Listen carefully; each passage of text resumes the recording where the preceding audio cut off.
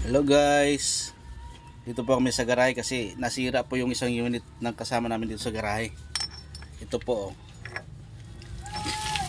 yan, naputol po lahat ng stud sa ihi. Kaya pinabunot po lahat yan. Yan, binaklas po namin yung hub. Kaya pinabunot. Yan, ngayon sinasalpak na po siya ulit.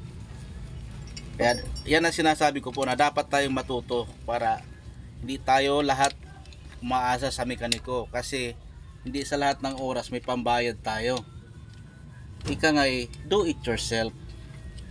English yun, ha?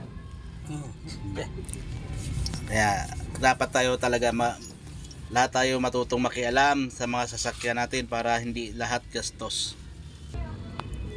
Ayan, kailangan po natin ikabit yung lock para hindi po matanggal ang bearing. Kasi may lock po yan. Ayan, o. Tapos meron po siyang tornilyo na digis.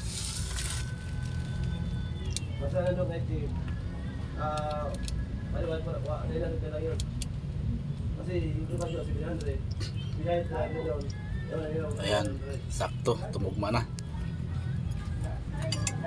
Ayan po, kailangan higpitan din po siya kasi yung yung gis. Ito. Yan. Kasi hindi higpitan yan kasi kakalas yung lock pag hindi siya mahigpit.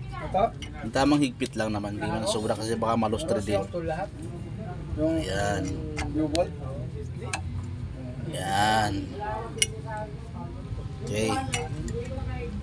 Susunod natin yung wheel seal. Ayan. Lagyan na lang ng grasa yung gilid. Dito na lang ilagay ito, punasan na lang yan. Punasan muna. Ayan guys. Ayan. Salpak na po yung Toy, baliktad toy. wheel seal. Baliktad ha.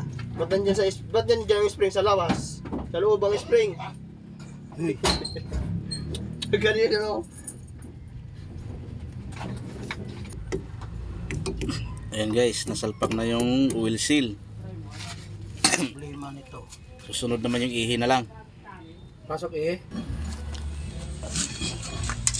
Ayan guys, kinakabit na po yung ihi. Ayan.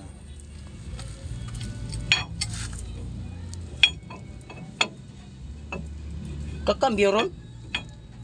Ha? Baka abante to. Di, kalsyon.